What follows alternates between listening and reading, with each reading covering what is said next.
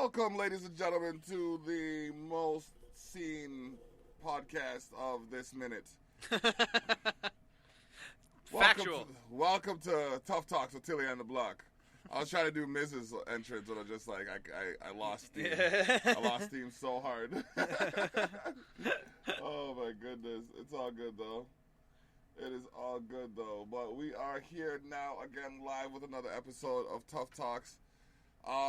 We didn't get last week done because it was the holiday season and we all took a break. Yeah, suck my dick, it's Christmas, as the kids say. I ain't never heard a kid say that, and if I did, I'd probably wash their mouth out with soap. But no, I'm pretty sure that's the new thing. Nah, well, there's some degenerates in the midst, I guess. Ladies and gentlemen, boys. Children of all ages, D-Generation X, proudly raised to you. Yeah, there's another microphone. Scared the shit out of me. Yeah, I just throw my voice around the room. Jesus fuck. But yeah, we've had so much happen in the last couple of weeks. I don't even know where to start telling y'all, so I won't. Yeah. Mysterious. Yeah, it's what it is. Keeping it real Ray Mysterious up in here. For real. You have to use that in a line sometime. Keeping it real Ray Mysterious. I need you to. I can't say it. Oh, man. But I need you to. Okay. Oh, man. It is what it is. So tune in for the next, hour and a bit. Yeah. Where we bring to you the news from WWE, AEW, NXT, NJPW, if there is any, and ROH, as well as UFC. So this week we're probably going to have more WWE and New Japan, because we'll go over some of the results from Night 1 of Wrestle Kingdom. Okay. I haven't watched Night 2 yet. I have it and Night 1 downloaded to watch the whole things, but I figure we can go over some of the Night 1 results to talk about what it set up and what it means for some of those guys, because it's pretty cool shit going on for New Kingdom, or for New Japan. There's not much AEW stuff just because they've been on holiday break sort of thing. Alright, cool. So, I'm looking at the playlist from yesterday's Terrell Effect and getting thrown off. So I'm going to delete that shit. Delete the whole playlist. So I remember that I'm on Tough Talks. Delete! Exactly. Oh, man. Speaking of, before we get into the main stuff, because this is not on any show or anything, but It really seems like we're losing Matt from WWE again in the coming months, because his contract will be over, and he is just getting jobbed out every time he shows up on TV. Yeah. And he's been doing Hardy compound matches on YouTube. Oh, wow. And including one where he lost and deleted Woken Matt Hardy, the WWE version. Okay. So we'll see. Well, then. This just in. All right. Yes, sir. Well, let's get into the full details of Raw from December 30th, the last Raw of the decade. Yep, and goddamn big decade it was. Yep. Kevin Owens, Seth Rollins, AOP, and Samoa Joe brawled. Yeah, so Kevin Owens came out to the ring, as he has for the last few weeks, and called out the AOP Seth Rollins connection, and then Seth and AOP came out. Seth, I was slacking for a week or two there during the holidays, and then I'm watching the Raw, and I'm like, this motherfucker's pulling a reverse Michael Jackson with this black glove, or is he trying to do of Mice and Men? Like, I don't know which one he's referencing here. Could have been both. Shit. But heel Seth Rollins back, and I love it. Because heel Seth Rollins far greater than face Seth Rollins. Face Seth Rollins is kind of corny. He's very corny. He's kind of corny. One of the corniest. I just don't. Because he's better at being a bad guy. And when he's trying to be a good guy, he comes across as phony. And I'm not, and that's not a thing to say that that Seth Rollins, that Tyler Black, is a bad guy. It's just that his wrestling persona absolutely works best as a bad guy. It was fun for a while with him being a good guy when he was going after Brock and the whole burn it down thing and all that stuff. Mm-hmm. But I was one of the active voices on the Burn It Down campaign. Yes. yeah, absolutely. Even at home, I don't know why. Just I yelled "Burn It Down" every time a song plays. I'm telling you, it's just one of those things. But it grew stale very quickly, and very quickly after the Brock feud was over. Once that feud was over, it was like, oh, for fuck's sakes! Like, all right, let's go heel. Like, let's do this. And now that he's heel again, it's awesome. Heel Rollins is even better when he has a title. So I'm kind of hoping he's gonna get one at some point. The problem is Mr. Bork Lesnar. Bork. But yeah, I mean that's gonna be the problem. Is we don't want face Lesnar. Is there such a thing as face Lesnar? Yeah, for sure. There was that time in the early 2000s where he was coming out and doing funny things every week for like 3 months. Oh man. I remember that period of time. Yeah, it's weird. It was weird stuff. He came out and was like on the mic and like kind of actually funny and charming. It was really him being charming was off-putting because he was charming. Okay. But he is still Bork Lesnar. Brock Lesnar. He's so massive and so scary, like with the delts and the fucking traps. There's no reason for his delts to be that huge, though. No, he's not at all. I mean, there's a couple reasons, like horse steroids and shit like that. You see his lats too? Holy fuck, bro! Like, dude is popped. He could take off. He could take flight on those things. Yeah. His traps are so fucked up that he doesn't have a neck anymore. Like none. It's insane. No. So yeah, he's such a scary motherfucker that him being actually legitimately charming was frightening. Would you like a cup of tea? Like menacing grin. Right? Like, fucked up. So we don't want face Lesnar. That's not gonna happen. Do we even have anybody that's set to fight Brock? No. Brock's going to be on Raw tomorrow. He's going to be there. Yeah. So they must be getting ready to set someone up for him to face at Rumble. Probably. I would say that as much.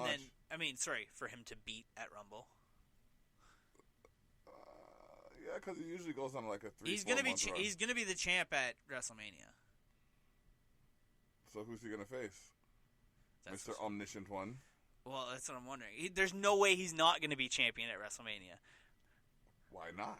Because when Brock's champ, right, he shows up only at major pay-per-views.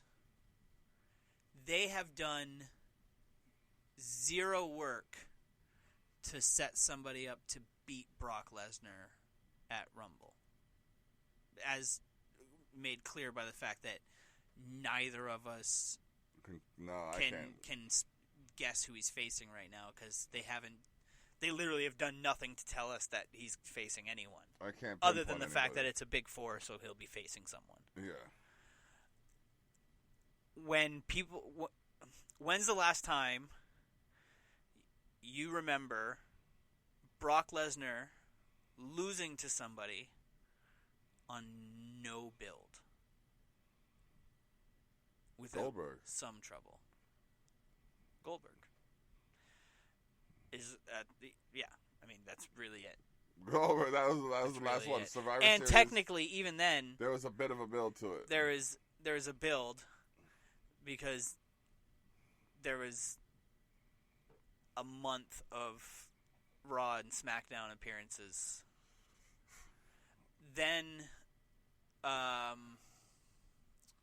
Yeah, I mean, that's it. Like, everything else, it took Seth a year to beat him. It took Roman a year to beat him. Like, Dean didn't beat him. AJ didn't beat him. Daniel didn't beat him. Kofi didn't beat him. Kofi sure as shit didn't beat him. Oh, fuck. Who else did he squash? Ray didn't beat him. Nope. Yeah, Ray didn't even beat him and should have. Yeah. Like, that's the one where you beat him without any... And, I mean, that had a lot of build. Yeah. But that's one where you beat him without having another match before it. Because they've had hundreds of matches together on, like, house shows and in Brock's early days and then on pay-per-view and shit. Like, it's just... It's just strange. It's strange. But it does seem to be part of the WWE math where if you don't have a build of at least a couple matches with him, you're not beating Brock Lesnar. Now, once again, part of WWE math is the fact that every decision can be changed day of, minute of, like minute before, during the match. The course of the match. That's what I mean. Like, a minute before they go out, during the course, he could tell the ref to tell them, oh, hey, this is how it's ending out. It can happen at any moment with Vince. So that's a big part of WWE math. But yeah, so I mean, it's interesting to think about who we're going to see have a match with him. If it's got to be someone awesome. Like, we have to do something cool. I think it should be AJ. I think AJ should face him at WrestleMania? I think AJ should face him at WrestleMania. Isn't Elimination Chamber next after Royal Rumble? Is that a February pay-per-view? I believe so. Jesus H. Christ. Okay, Google. When is WWE Elimination Chamber?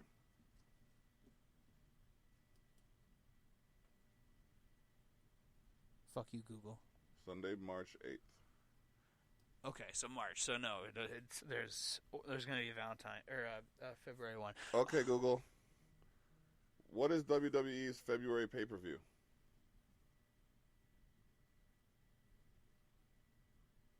Oh, don't give me that shit, you son of a bitch. Okay, I think it's Fastlane. Fastlane.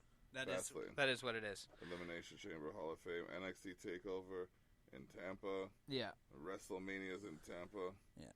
Anything in Canada again to be announced? Yo, we should get a Money in the Bank. I don't think we've gotten one of those. Yeah, we should get a Money in the Bank. We should get a Money in the Bank. That would be awesome. But I would love to see. I don't think Brock's going to be at Fastlane. Almost certainly not. Although they did have Samoa Joe versus Brock Lesnar at Great Balls of Fire the 1 year. The 1 year they actually had that trash pay-per-view? That actually ended up being a great pay-per-view. It had a shit name, but the name even grew on me. The name even grew on me, especially when they ended up using Jerry Lewis's fucking Great Balls of Fire for the fucking theme. That was amazing. Did it all like old school drive-in style themed. It was great. So there's a whole bunch of pay-per-views that have their location announced yet. Yeah. So we'll probably get one. We gotta get one. I think they do one every year in Canada, so we'll see. We gotta get one, bro. We'll see. And I need 3 to 6 months of notice. Yeah, I know, right? Gotta save for that shit. Yeah, you know what I mean? Same. Yeah, because I'm going to something this year. Because my family wants to go to Jamaica this year and junk. You know what I mean? But a pay-per-view's a pay-per-view, and I'm a fuck. I ain't got to fly to go see the pay-per-view. I just got to drive. Yeah, you know what I mean? That's bomb. And I can still get a hotel. But yeah, so it's gonna be interesting to see where we go here. All right, well, let's get on to the next one. Yeah. Aleister Black defeats Buddy Murphy. Yeah, this was an amazing match. These two motherfuckers are phenomenal at what they do. Like, really, really top notch. Buddy Murphy hit some crazy shit. A couple times, it almost seemed like they were about to give him that win, which would have been fucking nuts. But,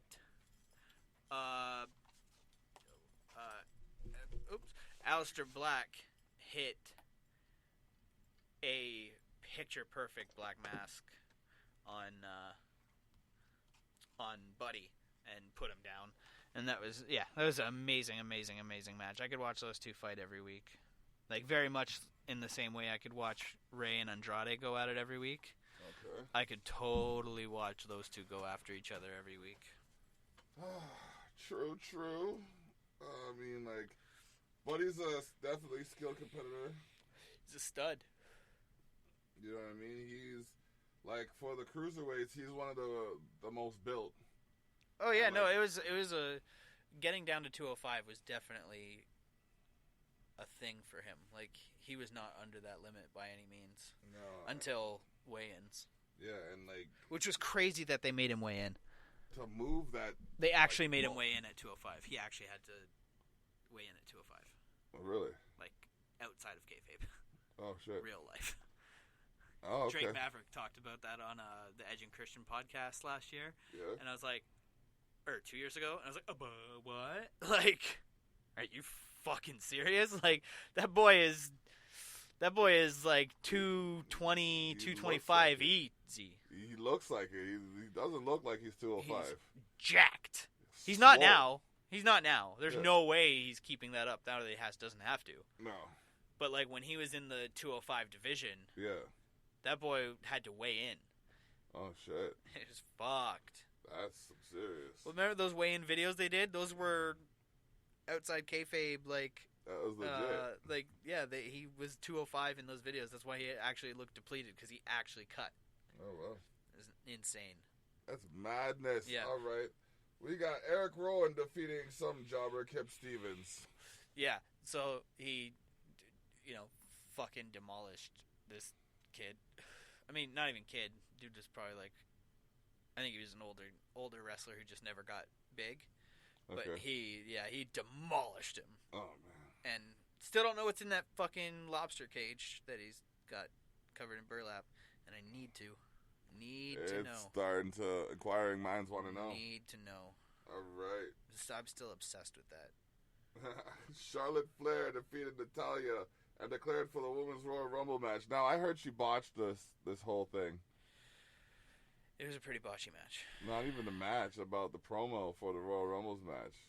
Like, she was going to be she? Yeah, she was going to be the first woman to declare for the Royal Rumble in the new decade, but she didn't say it like that. She kind of said, like, she's the first woman of the decade to declare for the Royal Rumble. There was a couple, you know what? I'm going to totally honest. There was a couple awkward promos going on on the episode. Like, okay.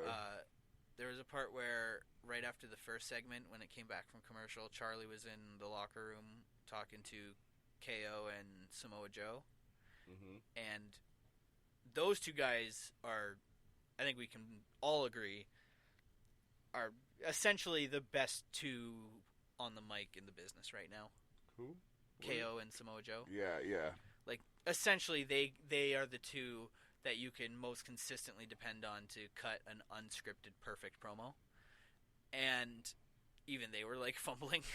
Oh, no. And saying, like their sentences were fucking up. Okay. So I don't know what was going on. I don't know if they had a overseas event or something like that, maybe, or just weird travel. It could be a late script change too. Could be that too. But KO gets to cut his own promos. KO gets promo freedom. Yeah. So does Samoa Joe. The rest of them.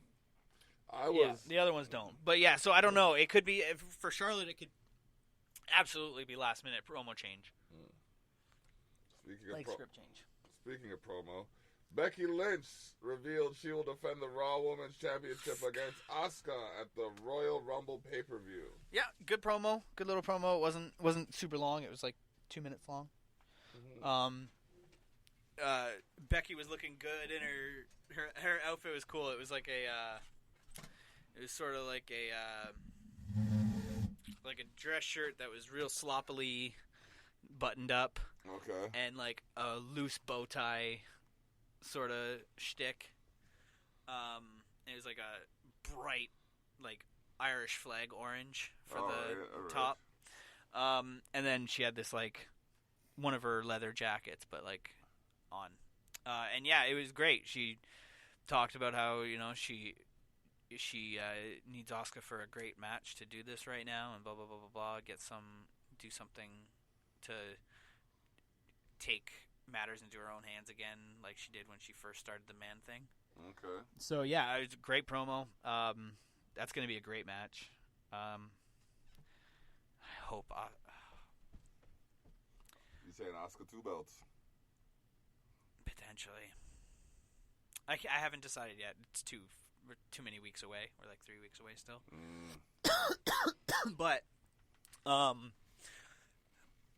But I wouldn't have a problem with it. Whereas the last few title defenses that Becky's had, which were, the last one was like 2 months ago because they put her in a fucking pointless, which, I'll say it once again, nowhere for the story to go with Charlotte and Becky, because you can't have Charlotte just turn on Becky again, because what's the fucking point? Happens over and over again.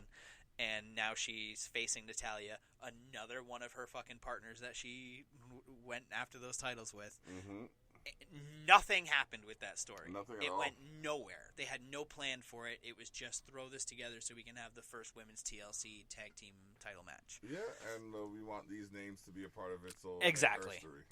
So fuck the rest of the women's tag division. Like, fuck Fire and Desire. Fuck that. Fuck Alexa, Nikki. Fuck all these other girls. Where is Naomi? Right? We'll get to that on the next show. Cameron's coming back. Really? Or not to WWE, but she just announced that she's doing wrestling again. Okay. Yeah, I totally forgot about Cameron. Yeah. And then I looked at a lot of Cameron for, like, couple hours. Just scrolling through pictures. She's great. Not as good as Naomi, though. Naomi's fucking phenomenal, bro. Naomi's like a 12 out of 10. She's perfection. I love that girl. Slept on so strong. Yeah. We'll get to somebody, two people that are related to Naomi. We'll get to that later. If you so desire. Yeah, exactly. The Street Profits defeat the OC. Fuck! No, I love Street Profits. We regularly praise Street Profits on this show. We love them. Dripping in swagger, dripping in charisma. They got the sauce, but yeah, the fucking great match. They really let Carl and Luke kill it. And fuck, I mean, last week Carl and Luke beat the Viking Raiders for the second time, which was awesome. They're the only team who's beat the Viking Raiders so far on main roster. Fuck. What? I'm just looking at the thumbnail of Drew McIntyre's boot fucking Kurt Hawkins' chin. Oh, yeah, we'll get to that in a second. Oh, my yeah, that was not good. God. But, yeah, so Street Profits defeated OC. They will probably... Oh, no, we know what's going to happen. They announced later we are getting at the Royal Rumble a triple threat tag team championship match between the OC, the Viking Raiders, and the Street Profits. Who wants the smoke?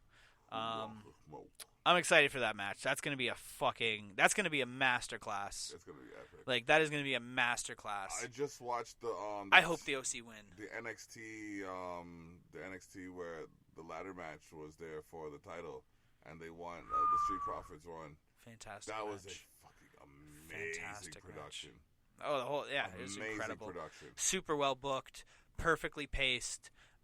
Incredible shit going on. Surprises, cameos, you know what I mean? Everything. Like, it had coming everything. Out of nowhere. It had everything. It was so good. I love that shit. The springboard from Montez Ford to the fucking ladder. What do you mean, my guy? What do you mean? So filthy. So filthy. Oh, I might watch that recap show again. Fucking oh my goodness. Tonight. There were some great matches on there.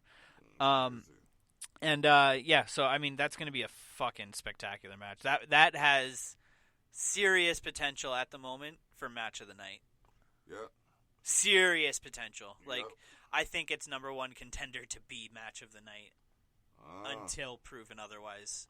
Well, Drew McIntyre defeats Zack Ryder and Kurt Hawkins in a 2-on-1 handicap match. Yeah, sure did. AJ Styles confronted by Randy Orton. Yeah. So Randy showed the world it's all been a ruse. His knee's fine. He hit AJ with a RKO out of nowhere.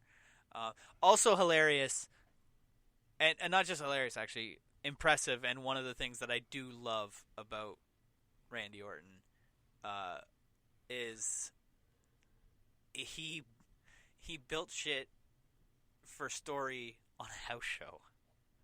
Like, what a madman! You don't do that. Nobody does that. And here's Randy Orton, 2000 ending off 2019 by going, oh yeah, by the way, house shows matter.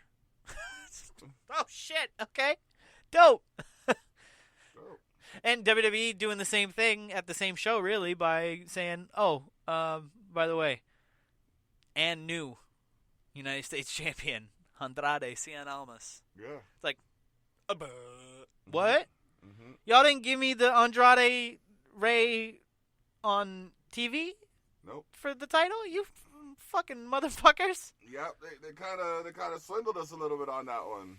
But I appreciate it. It's a swindling I appreciate, which is, when WWE is at its best, it's bamboozling us. Yeah.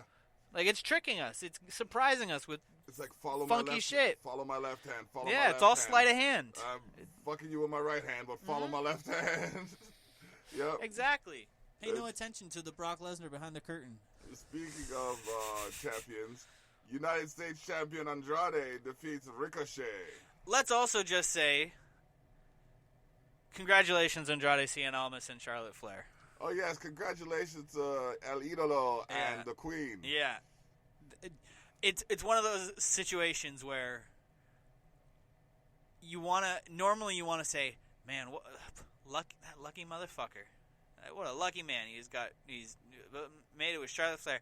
But at the same time, lucky Charlotte, to be honest, too, because he's a pretty motherfucker. Like, he's a pretty boy. Andrade's a pretty motherfucker, especially for somebody who spent the first half of his career under a mask. Let's not forget, Andrade Cien Almas was La Sombra on the Independence, Ring of Honor, New Japan, AAA, all that shit. He was La Sombra. That motherfucker wore a mask and covered all that beautiful up for years. Yeah.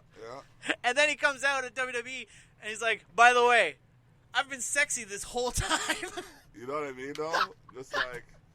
The only other people who do that are both women, and it's like Pietra, a.k.a. Tokyo Tokyo Latina, and that crazy bitch who broke Homegirl's arm in AAA like 2 years ago. Sexy Star. Okay. But yeah, like, congratulations to both of those motherfuckers. They are both right in their league. Yep. They're both swinging out of their league somehow. Yeah, it's weird. Like I can't, like the children they're gonna make if they oh decide. My God! They're gonna be. I wanna stop my aging so that when one of their kids is 18, I can try to marry him. Like, their kids are gonna be beautiful. Super fucking human, bro. And superhuman athletes. They're gonna be the greatest wrestlers of all time. The greatest athletes, whatever the fuck they do. Remember, Charlotte used to play volleyball. That's true. You know what I mean? But like, let's be honest. They're going into wrestling. Obviously. They're going into wrestling. There's no doubt about it. And they're going to be the best tag team and singles competitors of all time. Hands down. Look at what Charlotte already has 10 titles. Yeah. Charlotte's going to blow past Charlotte's not Rick's even in her record. prime yet. It's going to be stupid. They're going to give Charlotte like 66 fucking title reigns. It's not 70-12. Like 70-12. Not 70-12. Like, man, it is nuts. That's so... Kudos. Thank you for protecting future generations of wrestling fans by making sure that there are elite superstars coming. Because that's fucked up. Yep, straight up. Okay. Oh, and yeah, the match was fucking, like, awesome. He had 2 matches. He fought some jobber, McJobberson, and then fought Ricochet. Yeah. And obviously him and Ricochet tore the fucking house down. Yep. And then Liv Morgan crashed the wedding of Lana and Bobby Lashley. Woo! Let me talk about something for a second. Liv Morgan's little promo video that aired earlier in the show where she's in that tub and like then like doing her hair and makeup in her fucking like robe and stuff. Yeah. Liv Morgan's awesome. I want more of that video and the behind the scenes of making that video and a still frame of every frame in that video. I want to active dream that video. God damn it, Liv Morgan's awesome. Beyond that, why'd they fire Bischoff and then try to bring back HLA without my boy?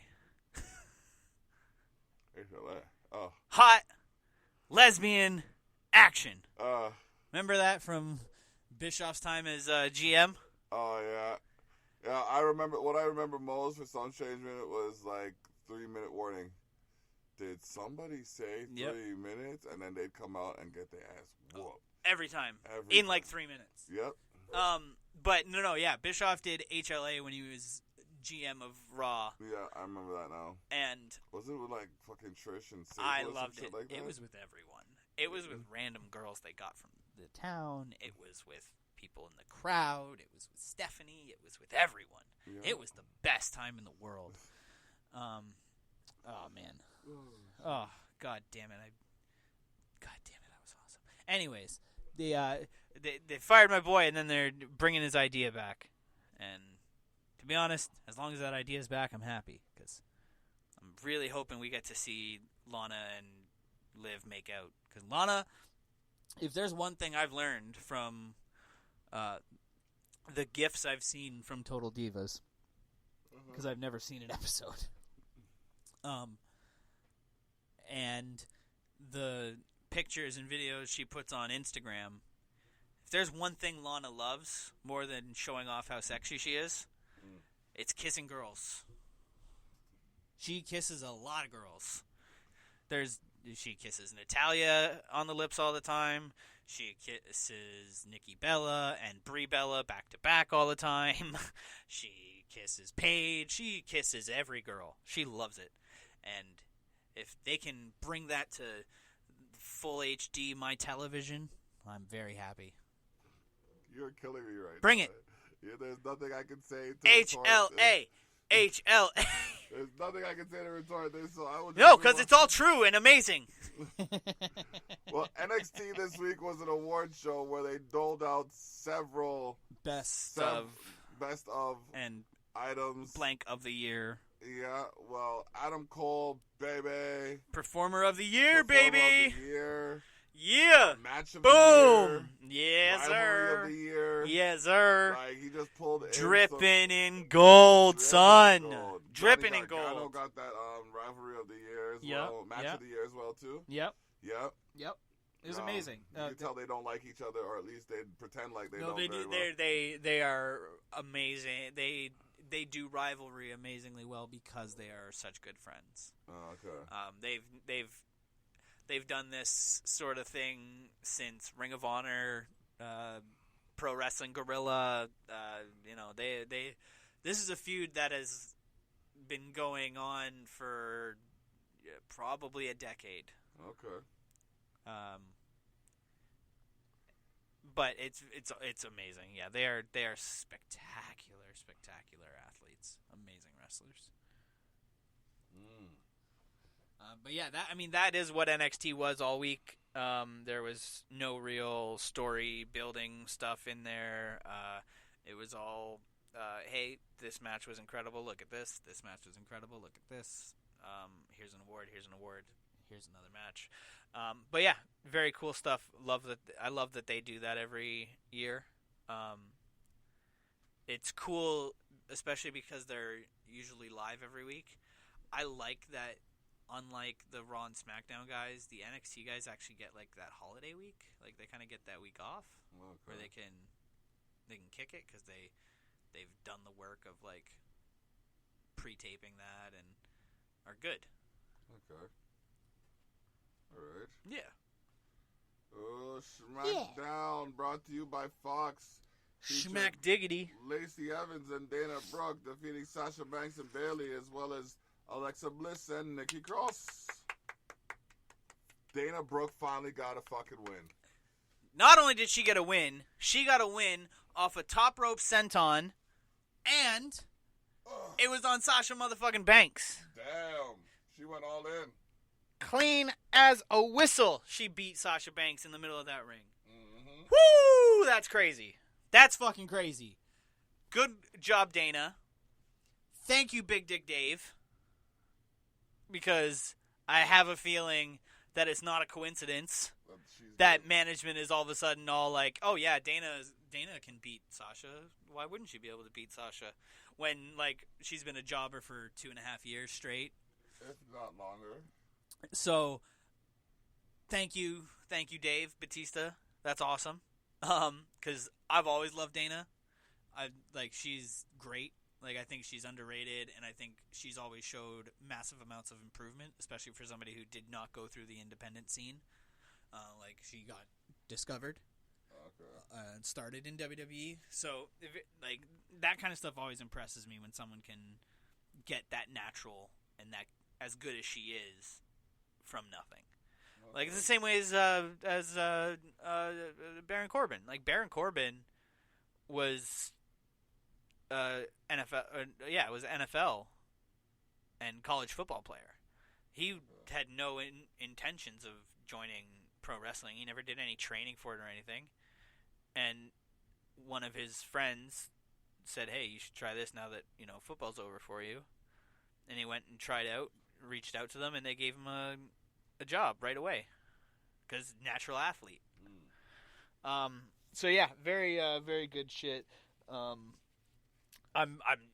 just super happy for Dana. That's nice. She's doing well. Well, Shorty G defeated Dash Wilder before Sheamus made an emphatic return. Sure did. Yeah, he sure did. Sheamus is awesome. Glad he's back. So happy he didn't have to end his career due to the, spinal stenosis problem. But he... the match was really good between Dash and Shorty. It says Shorty won, but really top guys won because they ended the match kicking the shit out of Shorty G. So, DQ win for Shorty G, but moral victory for the top guys. And then is anybody listening to the way this guy's legitimizing this shenanigans? It's a moral victory. It's bullshit. It's a moral victory. They won. Oh my god, top guys. And then Sheamus came out, put the cherry on top, the red-headed cherry right on top of that, by also beating the living shit out of Shorty G. Boot fucked his face. Boot fucked him right in the face. Oh my Big gosh. brogue kick. Yeah. Which is still a great move. It's a powerful scissor kick, man. It is really good. So yeah, that was awesome. Very, very good shit. You remember when it was the kick versus the punch? Yeah. That was one of the best. Him versus Show. Yeah. That was one of the best setups for any rivalry. Yeah, it was beautiful. Because one strike from one's hand and the other's foot, it's over. Either way, it's a KO. It's just a matter of which one. Even when they brought out that machine to figure out which one had more force. Yeah. That was dope. I thought they only had that shit in Dragon Ball. And then I saw it downtown Toronto, bro. Let me tell you, I leaned into one of them. I think I beat the high score one time, but then they reset the machine. So they got they use those at the UFC Performance Institute too for testing punching strength and shit. And Francis Ngannou has damn near broke the machine. Oh fuck. But yeah. So yeah, great segment. Very happy to see Sheamus back. I suspect this is going to be the beginning of a month or so of him kicking the living shit out of Shorty G.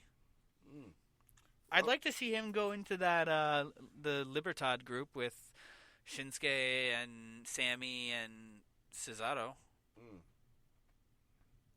Unless he just wants to be a singles competitor, because let him do whatever he wants. Sheamus rules. He's back. He's back. One of my daughter's favorite wrestlers. He's great. Yeah. Kofi Kingston defeats The Miz. Yeah. sent the Miz over the edge, and somebody give me a hallelujah, heel Miz is back, because once again, much like Seth, he turned face, and it was awesome, very good for a little while, and then it turned stale, because Miz is a bad guy. He's got a fucking hateable, punchable face. He does. It's true. No matter how much of a nice guy we know he all is, and like a family man, and like, you know, a good dude, he's got such a punchable face, and he's too good at being the bad guy. He reminds me of late great Phil Hartman from Simpsons. He played Sideshow Bob. No. Troy McClure. Yeah, exactly. And he was on news radio as Phil. He's great. Jingle All the Way, he was the neighbor, Ted. He's a great dude, super funny, amazing at what he did. Had the most punchable, hateable face in the world, and that's why he was so good. Like he could just make you hate any character immediately by being smug. And if Miz is anything, it is smug. For real. Yeah, so turned Miz heel right after this, went to commercial, came back. And like we talked about before the show, John Morrison back on WWE TV. Yeah. Apparently aligned with The Miz. Seemed to be sort of representing him almost at that in the segment, but I think more likely it'll be a tag team sort of scenario, and I am super down with that. I love John Morrison. I think he's a very talented motherfucker. All right. And then we got Otis defeating Drew Gulak. Yeah. This is awesome. So they're doing this Mandy Rose Otis love thing. Yeah. And or like crush, whatever, right? And I mean, who can blame my boy Otis? Mandy's stunning. Seems like a cool chick too in real life. And the way that they're playing it does almost seem like she's being legitimate. Like, big credit to Mandy Rose, who normally comes off very soap opera-ish and stuff like that, which is good for the character that she normally is. She should be soap opera-ish. She should be Cersei Lannister without, murder and incest. But she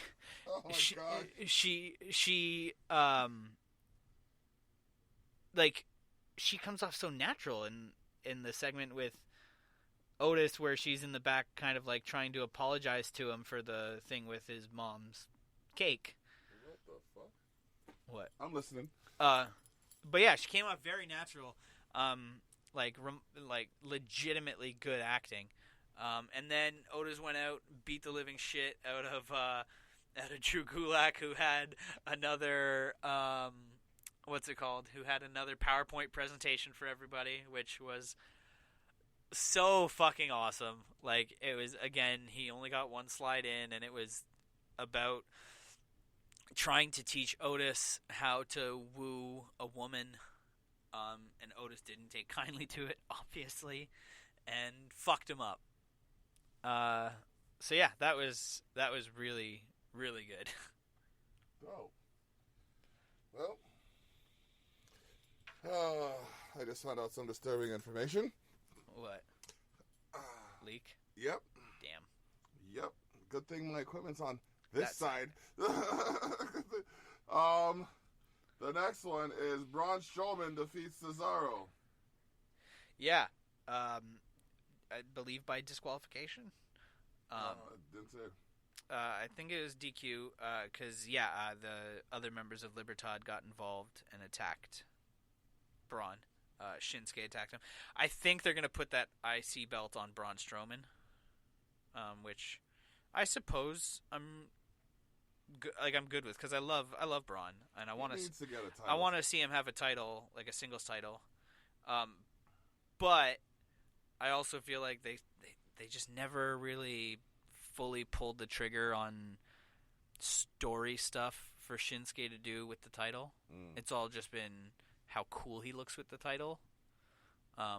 But yeah, I feel like here's my thing. As long as they do some cool story stuff over the next 3 weeks to build to him versus Braun at Rumble, and then Braun wins, I'm cool with it. Because I just want Shinsuke to have a title run where he has a good story. Because the U.S. title run had a little bit of story for like 3 weeks, and then there was no story anymore. And then it was just until he lost it barely even on TV. So yeah, I hope they do better this time for that. So do I. All right, yeah, they have a way of like either putting a lot into it or just kind of sweeping it along. Yeah, and the IC title deserves better than that. Especially with and Shinsuke deserves better than that. Like I honestly wanted the Universal title for the longest time until I saw the IC title. And I'm just like, that new IC belt is so sexy. I still believe, and I will go to my grave telling y'all motherfuckers I'm the reason you can change the plates on that shit.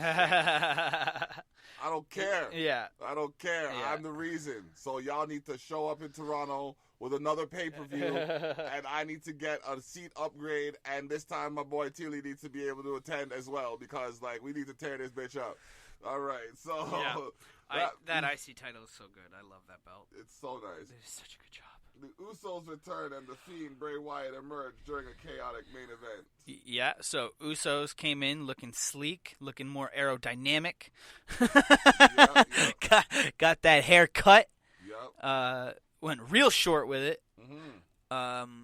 And they were looking good, man. They looked great. The super kicks in stereo looked on point.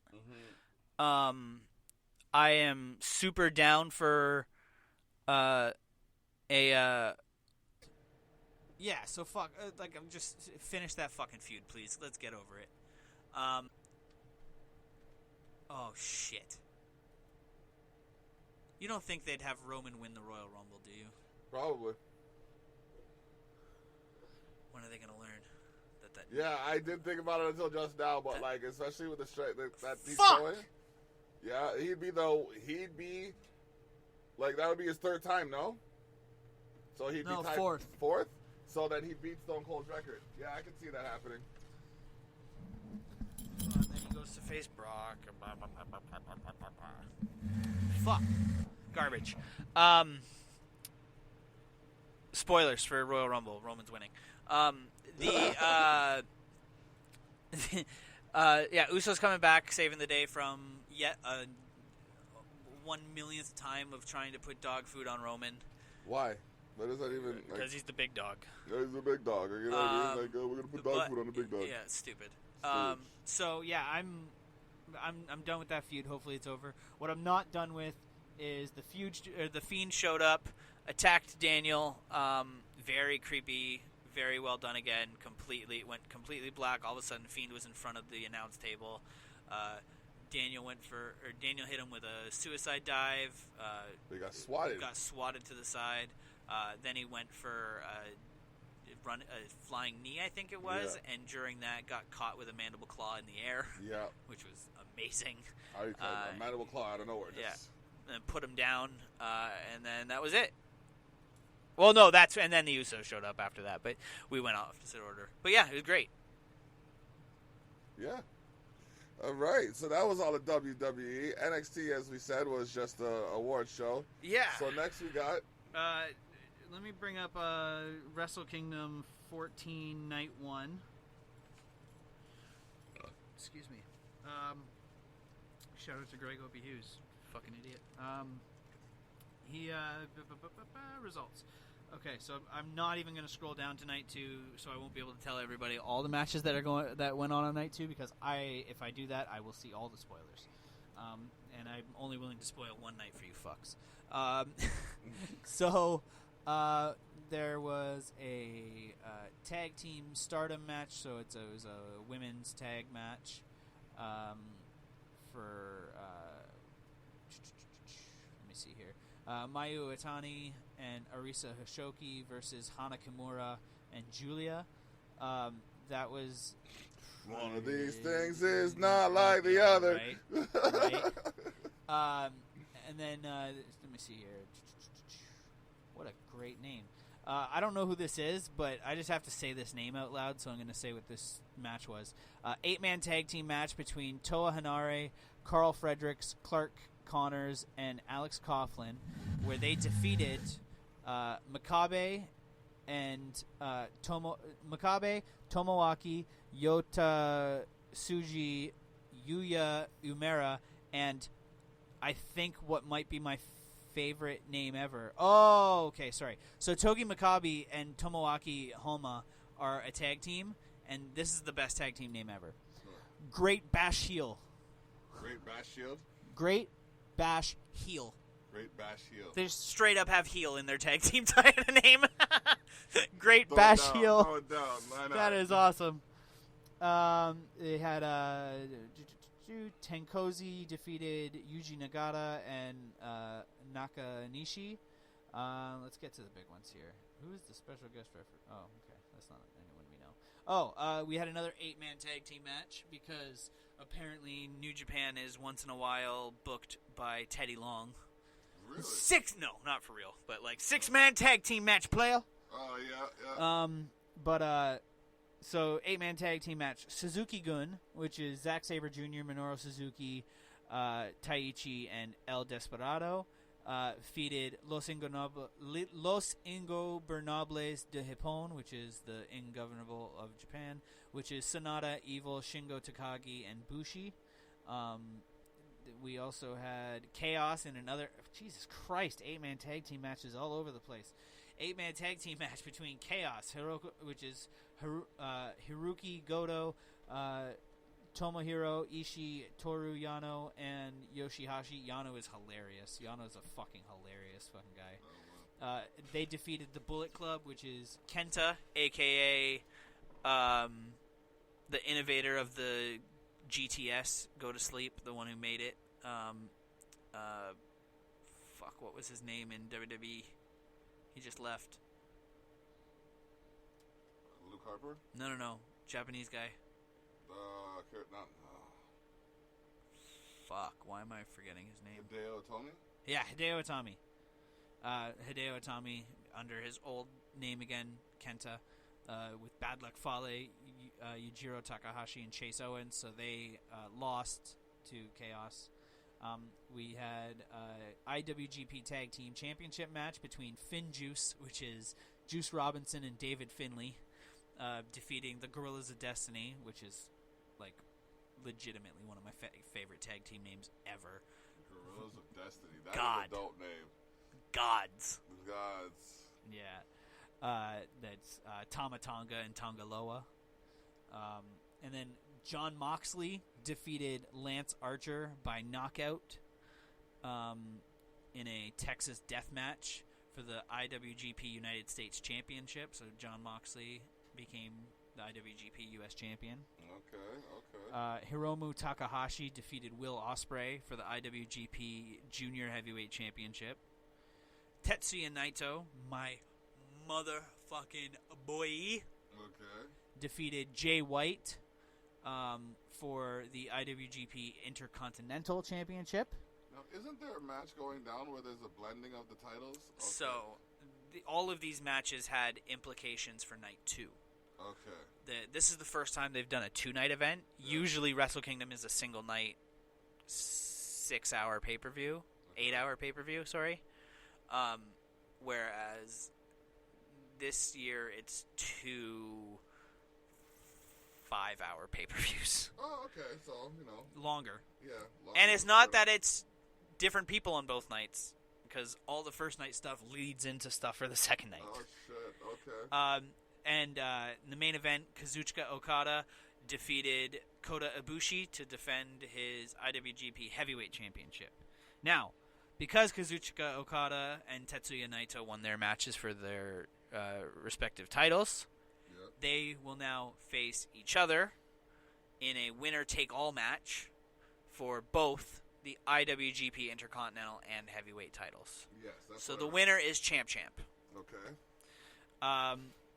Also, John Moxley Is facing someone tonight to defend his title already too. I can't remember who though. and once again, I can't scroll down to find out. We're not scrolling to find out, ladies and gentlemen. You're just going to have to tune in next week. Chris Jericho also has a match. Tomorrow, I believe against Ibushi. Okay. Or sorry, not tomorrow. Last night, this morning. It started at 4 a.m. Okay. I used to, emphasis on used to, book the day off work after Wrestle Kingdom every year. So I would book January 5th off every year because I would then finish work, go to sleep immediately, and wake up at 3:30 to get stoned to watch Wrestle Kingdom. No more Japan. I demand that either you guys get on our time zone or Know it. I stop watching your pay-per-views live. For free. So, I don't think they'll be getting on our time zone. No. It was a nice try, though. yeah, I thought so. It was a nice try. You don't squeaky wheel gets squeaky gets the grease. Squeaky wheel gets the squeak, motherfucker. We need some more content. We need more bandwidth. We need, I'm going to need a bigger space for this studio, and we got to figure out how we're going to get all this stuff done according to a time schedule. But we got it all done in less than an hour. Yeah, we did. So, unless there's anything else we would like to bring to the attention of the peoples. What I will say is we are working on a couple guests in the upcoming time. Yeah. Local wrestler for one of them, a local boxer and boxing fan for the other. Not like regular boxing, but he does every once in a while. Has done boxing events and had a match. He's my boy. He's also a local rapper named Jack Shit. He's in Crab Rat, which just finished doing 40 weeks of 40 songs at the end of last year. And he's a wrestling fan, much like us, but he's also a big boxing fan. And there is a massive fight coming up in February, which is Deontay Wilder versus Tyson Fury 2. The first fight ended in a draw. And it was a controversial draw. Most people scored it for Tyson Fury, but it was just the judge. You can never really leave it to the judges and expect that it's going to be a decision that everyone's happy with. Finishing a fight is really the only way, and I think someone's getting finished this time. Tyson Fury is the lineal WBC, WBO heavyweight champion, meaning he beat Vladimir Klitschko for the heavyweight title. Then he kind of went on a bender, never lost the belt.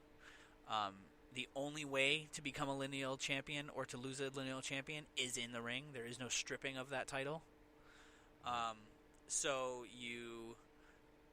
he is back and killing it, and he is still undefeated, completely undefeated, as is Deontay Wilder. And they will be squaring off for the second time. In the first fight, in the 12th round, which is the final round of a boxing match,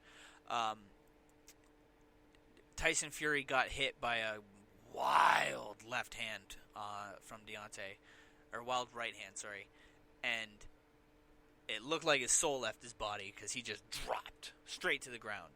It was like a walk-off KO. Like, Deontay started walking back to his corner with his arms up.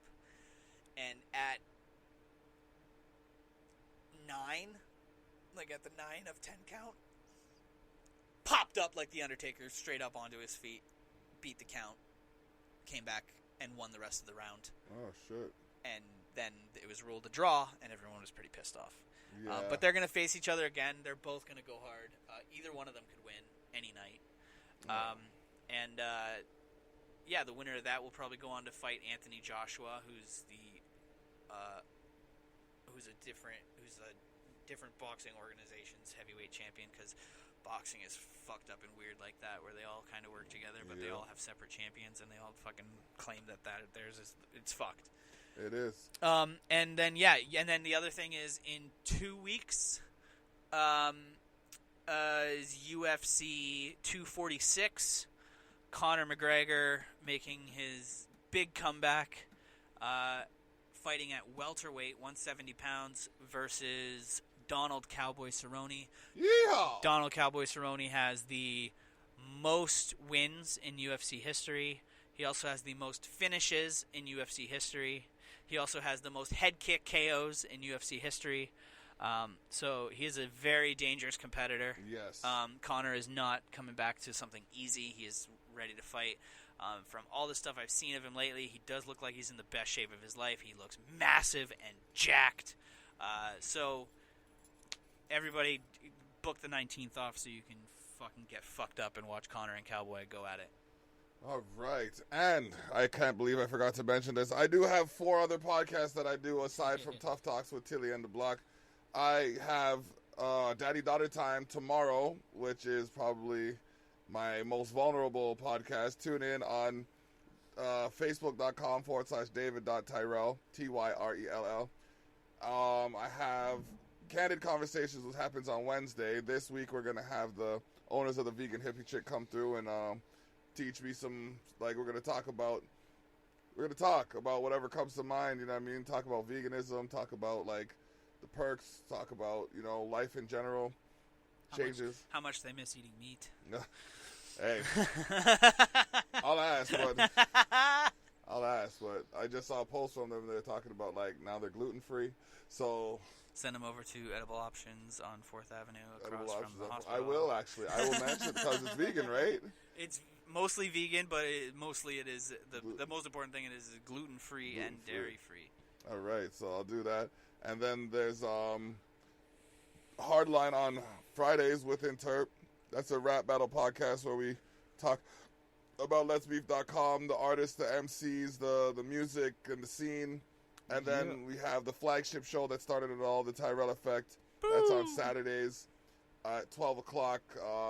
Well, we have guests on periodically. Yeah, I will take the yesterday I was supposed to be the guest. I was not well. Yeah, no, it's all good. You know, I'd rather rearrange it for a better day than, you know, I didn't try to force someone to endure something that... We would have had to use the wireless mic, and I would have had to be on the toilet.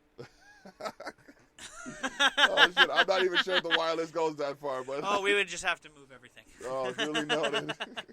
Or get me a bucket. Oh, man. And an air freshener. Oh, we wild here. We wild here at Tough Talk. What it is. Tune in next week where we go over more of this combat sports phenomenon. NXT will be back. NXT Best wrestling on TV. And honestly, I like NXT. They're high class, but I just hope they don't turn out to be like, you ever see like a rookie player and they want to get to the big leagues, so they play their heart out as a rookie, but they get to the big leagues and they're just like, they falter? Yeah. Like, that's what I don't want to see for NXT. I mean, so far so good, because they got to the big leagues in September. Yeah. And it has been even higher quality than storyline and performance wise ever since. Yep. So we are, and more people getting match time on TV and stuff too, because like we get a lot of the people who would be dark matches and stuff like that showing now, and I love it. Yeah, we're in a fucking great place to be wrestling fans right now. Yes, we are. All right, so I guess that wraps it up for Thili and the Block. It is what it is, and it is what it'll be. Tune in next week for the 1, 2, 3. Ding, ding, ding.